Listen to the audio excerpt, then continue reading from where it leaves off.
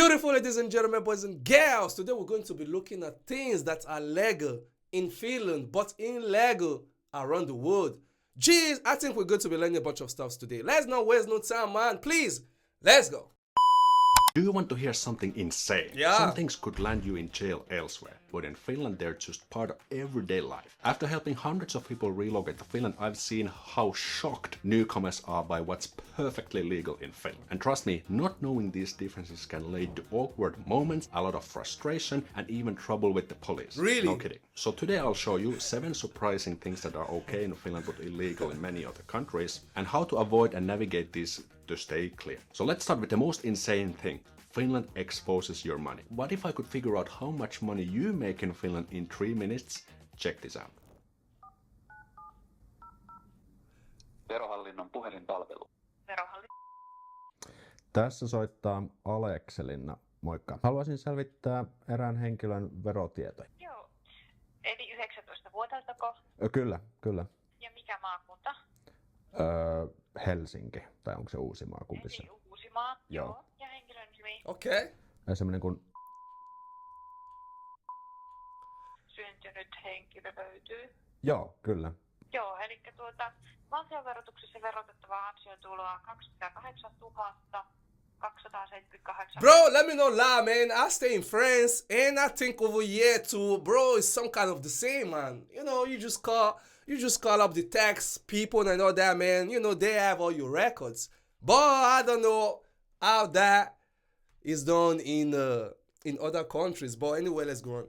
Ja 51 senttiä. Okei, hyvä. Hei, kiitos paljon sulle näistä tiedosta ja hyvää viikonloppua. How is this possible? Well, in Finland, earnings information is public by law. That means anyone can check anyone's earnings and tax information within minutes. And even GDPR doesn't apply to this.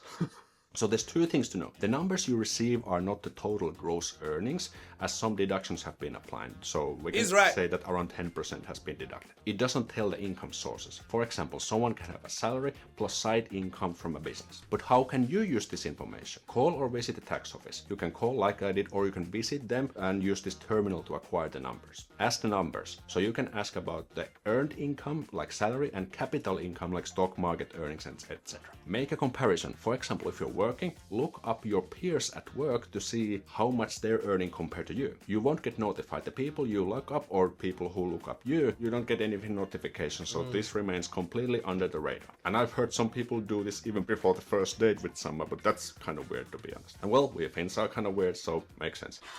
By the way, if you're relocating to Finland and want to do it stress-free, click the link in the description. And speaking of weird, this next thing is actually illegal in Finland, but everyone does it, and even the police don't care. So imagine this, you're going to your first public picnic in Finland. Yeah. You have nice weather, nice food, nice drinks, and friendly people. Someone brings some sparkling wine and beers, because we're in Finland. You start to think, hey, isn't drinking in public illegal in Finland? So your friends say, yes, but no one cares. So the lesson is, drinking in public is actually illegal, but no one cares, even the police. But why? So the law actually says that drinking in public is illegal, but when the police gets interviewed from this by the time, they keep telling the same thing. So as long as you do it in parks or similar places, won't get excessively drunk, and won't cause a disturbance, you'll be fine. So make sure to behave, because I don't want to get you behind bars during your first weeks in Finland. And this next part helps you avoid awkward moments. Bro, yeah, that was crazy though, but man, I think the police people right, man. Like, okay, don't get drunk, don't disturb anyone, and just do it, you know, in a cool way, and you're good to go. Okay, man. Okay, we're learning some. With Finns who have kids, or if you plan to have kids of your own, part helps. I don't want to get you behind bars during your first weeks in Finland. And this next part helps you avoid awkward moments with Finns who have kids, or if you plan to have kids of your own in Finland. So here's a funny thing that happened to me. When I had my first son, I was walking in the street one day with my kid and randomly ran into a follower of mine. He came to chat, told me he had watched my videos and thanked about them to the school, and we just had a small talk. Can you believe it? Small talk in Finland. So when I told about my son, he asked for his name, like what was the name of the son? And I told he has no name. And the guy went like, huh? What's going on? In some countries you are required to name the child upon leaving the hospital, but this is not the case in Finland. Here's how naming a baby works in Finland. Step 1. Receive the official form from DVV. So after your baby is born, the Digital and Population Data Services Agency, DVV in short, will send you a form where you register your child's name and personal details. Bro, yeah, but this one is done within days. Like, maybe in one day, it's supposed to be done, man. You understand? Like, how can you leave the hospital without having this fun, man? Like, bro, that's crazy somehow. Step 2, choose your naming style. So in Finland you have two main options to celebrate your child's naming. Number 1, religious ceremony, ristiäiset or christening. So if you have a christening, the priest will collect the name information and submit it to DVV on your behalf. So for reference, our two kids have had ristiäiset, and we are not really a particularly religious family, but it's just kind of like a tradition. The other option is having a non-religious naming party. This is called nimiäiset. So if you prefer a secular celebration, you need to submit the form yourself directly to DVV, but it's not really a pain in the butt. You just fill the form and submit it. But here's the thing, step 3, meet the deadline. So you must register the name of your child within 3 months after birth. And if you don't, the authorities will start to contact you and knock on your door. So make sure to start doing this. Step 4, follow the naming rules. So you cannot choose any arbitrary name, and actually all names are reviewed by an official naming committee, which ensures that the name is suitable and conforms to Finnish naming conventions. And they have actually a power to accept or reject your choice. No, bro. And every year there is a... Bro, man, I don't agree with that, man. I can go with that, bro. The choice of the name you're giving to your child, bro, is only depends on you, man. I don't get it. They don't have any right to refuse the name you're giving to your child, bro. That's crazy. Funny article about weird and unusual names that are either accepted or rejected by the committee. For example, in this article it mentions that someone tried to give Velociraptor and Boot Hill as names for the kids, but these were rejected. On the other hand, names such as Af, Cruella and Tsuge were accepted. So what are these Finnish parents thinking with these names? So I guess now it's safe to say that Finland is indeed a weird country. Welcome to Finland, WTF. And speaking of weird, this next thing can get you a fine of 10,000 euros if you're not careful. Let me illustrate this with a real story. Back in 2019, a Finnish NHL player, Rasmus Ristolainen, who was playing for the Buffalo Sabres at the time, was driving through Turku, a city in Finland. The speed limit of that street was 40 kilometers per hour, but for a short stretch he pushed it up to 81 kilometers per hour. That's more than double the limit. Yeah. Of course, he got caught, and here's where things get crazy. Guess how much his speeding ticket cost him? Not 500 euros, not 5,000 euros, not 50,000 euros, but a staggering 120,680 euros. Holy moly! For perspective, that's about 2 years' salary for a typical middle-class Finn. But I think it was charged that way because they knew that he had the capacity of paying. Or maybe there was something else behind, I don't know.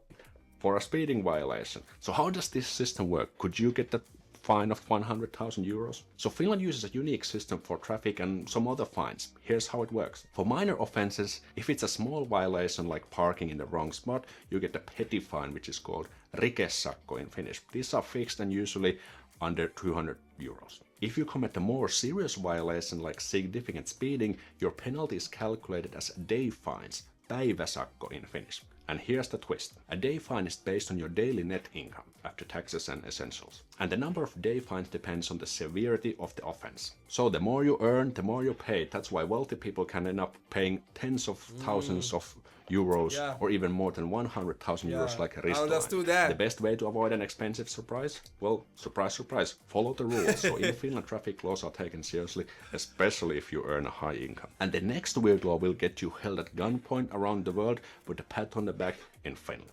Bro, this is crazy, man. Finland, I thought they were the happiest people on earth, man. But these G's have a lot of bunch of laws that man can abide to, for real. Countries such as the USA, stepping on the private land or forest without permission can result in serious consequences, like being held at gunpoint by angry owners. But Finland is different. Here you can enter private land and even pick mushrooms and berries without any permission. We call this everyman's rights, jokamiehen oikeudet, which means that everyone can enjoy nature freely, even on private lands, within reason, of course. We Finns are reasonable. No, bro, I don't agree with that. For real, man. You come into my private territory to steal my fruits, and you telling me it's everyone's land? Come on, what's going on, bro? How do you do this responsibly and avoid trouble, and what are the rules Yeah, to be okay. exact. So here's a quick checklist to keep things clear. You can walk, ski, cycle, or horseback ride in nature, pick wild berries, mushrooms, and other common flowers, fish with the basic rod and line. Other methods require a permit, swim, boat, and travel on ice, camp briefly in forests away from private homes. And you cannot enter private yards, gardens, or clearly marked restricted Okay. areas, cut down or damage trees, moss or plants, disturb wildlife or their habitats, light open fires without permission except in designated spots, drive off-road without permission, and litter or pollute water sources. It's great to be able to do things legally in Finland that are legal elsewhere. And this next weird thing can get you jailed elsewhere, but in Finland you can actually earn even 10,000 euros. So if you want to gamble, play slot machines, and try your luck, you usually go to casino, right? But in Finland you don't go to the casino. Guess where you go then? Let me show you. So here we see the gambling machines, but guess where we are? At your local grocery. No, bro, man, this one got me stuck up for real.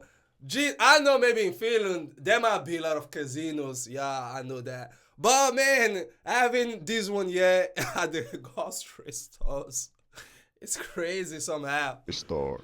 That's right, you just go to the closest grocery store for gambling. What is going on? crazy. What is going on in Finland? Well, there are three main things to know. The machines are operated by Veikkaus, a state-owned organization that uses the money people lose to these machines for good cause, like culture, science, sports, and other non-profit activities. Sounds good, right? Well, the problem is that most of this money comes from gambling addicts, people who are already struggling financially. Yeah. And that's why some call it the reverse Robin Hood, from taking from the poor and put it to the middle class people. And also the games are highly regulated, so if you just come here as a tourist, you can't actually play this because you need to be verified, authenticated, have at least 18 years old, and you also need to be a resident. I remember when I was a teenager, there were no restrictions whatsoever. Anyone could just put money in the machines and start playing, and that causes problems back then. So what do you need to know? So, well, expect to see these machines everywhere. Shopping malls, grocery stores, bars, gas stations, and so on.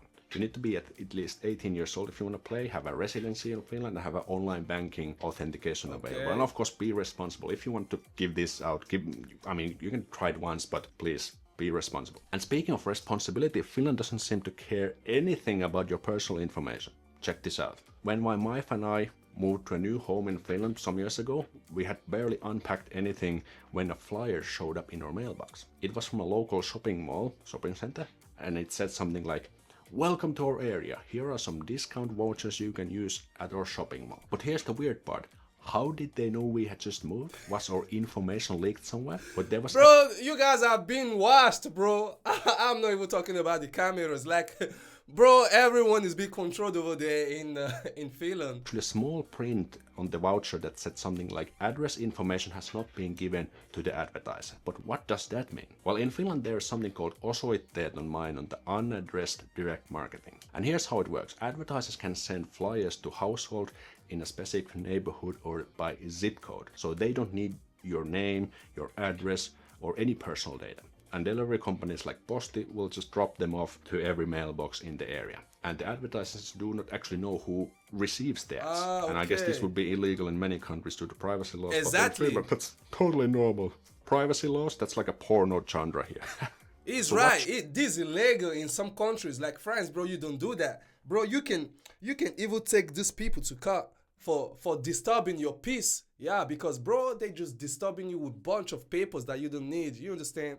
Yeah, that's illegal, man. Should you know about these things? So if you don't want to receive this type of advertising, you can simply place this A-mainoksia label on your mailbox, and then these advertisers don't actually put any stuff. Yeah. And when you relocate to Finland, there are big mistakes that cause embarrassing moments for newcomers. Click this video to be more prepared. Man, this was pretty good though. Although, yeah, many things that he said were similar to that of the ways that we live in France over here. I know many European countries are totally different. Yeah, but we're kind of close though. We the French to the Finns. Somehow close. I love the way this guy lives, but I still can get what really makes them happy, makes them unique around the world. You know, they said they are the most happiest people on earth. So, bro, I still gonna dig. I still go dig hard. I still go dig hard just to understand why these G's are this way. Well, boy. Anyway, ladies and gentlemen, thanks to you all for watching my G's. You already know how we do. Is your boy, Easy Boy. Please keep safe. Don't play. Maybe I'ma see you on my next episode. Who knows? Peace out, my boys and girls.